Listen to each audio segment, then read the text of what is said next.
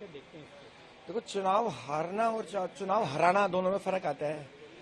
पुरिंदर सिंह परी को चुनाव हराया गया है। पार्टी ने ही एक बागी उम्मीदवार खड़ा करके और पूरे षड्यंत्र के तौर पे चुनाव हराने की कोशिश भी करी और वो उनकी मंशा पूरी भी है। उन्होंने चुनाव हराया गया है। कुमारी शैलजा की नाराजगी आप कैसे देखते हैं? कुमारी शैलजा जी की नाराजगी भी ये तो कुमारी शैलजा जी बेहतर बता पाएंगी, लेकिन कहीं ना कहीं हमें था कि कुमारी शैलजा जी अगर सही समय पे सही टाइम पे आती तो आज चुनाव के नतीजे कुछ और होते हैं।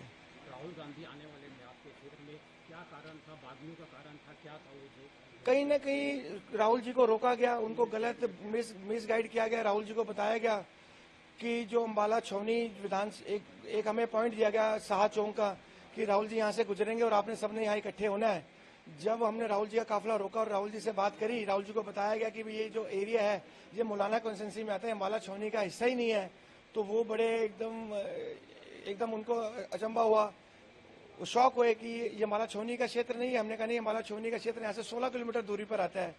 तो ये कहीं ना कहीं लोगों को भी पता है, हरियाणा, पूरे हरियाणा में भी ये बात है कि एक ही छत के नीचे रहने वाले परिवार जो 6 बारी इलेक्शन हार जाते हैं, उसके बावजूद भी कांग्रेस पार्टी उनको एक टिकट देती है। तो एक टिकट से भी ना खुश हुए और उन्होंने अपनी बेटी को अम्बाला छावनी से बेतौर आजाद उम्मीदवार के तौर पर उतारा।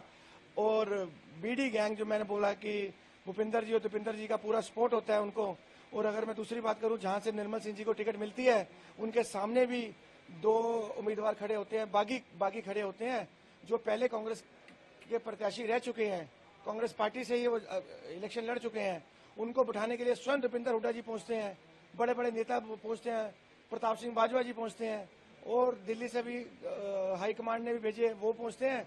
अम्बाला सिटी तो उनको बिठाया दिया जाता है और उनको ये भी बोला था कि आपको चेयरमैन बनाएंगे, आप बैठ जाइए इनके हक में।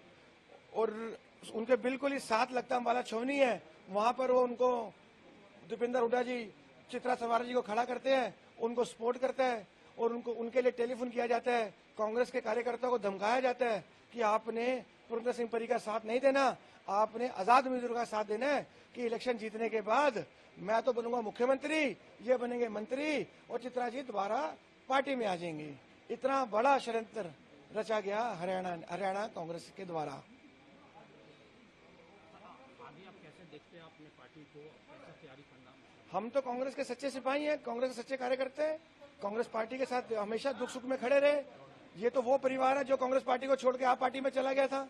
जब इनको लगा था पंजाब में कांग्रेस सरकार आ गई कि अब हरियाणा में भी कांग्रेस सरकार आने जा रही है, इन्होंने पलटा मार के आप आम आदमी पार्टी का झाड़ू उठा लिया था। उस समय भी हम सच्चे कार्यकर्ता कांग्रेस पार्टी के साथ खड़े रहे। मुझे पूरा दिन, जब वो दिन भी याद है जब राहुल जी ने बीड़ा उठाई थी भारत को जोड़ने की, जब उन्होंने यात्रा निकाली थी, भारत जोड़ यात्रा, अम्बाला छावनी से यात्रा गुजरी। हम सब लोगों ने 4 दिन हम अम्बाला स्टेशन के ऊपर रात दिन हमने सोई नहीं, हमने उस यात्रा को कामयाब किया और हजारों की संख्या में हमने इकट्ठे लोग करे, कांग्रेस कार्यकर्ताओं को इकट्ठा किया और यात्रा को कामयाब किया। हम तो कांग्रेस पार्टी के सच्चे सिपाही हैं, सच्चे कार्यकर्ता हैं हमेशा, और कांग्रेस पार्टी के हमेशा खड़े थे, हैं और आगे भी खड़े रहेंगे।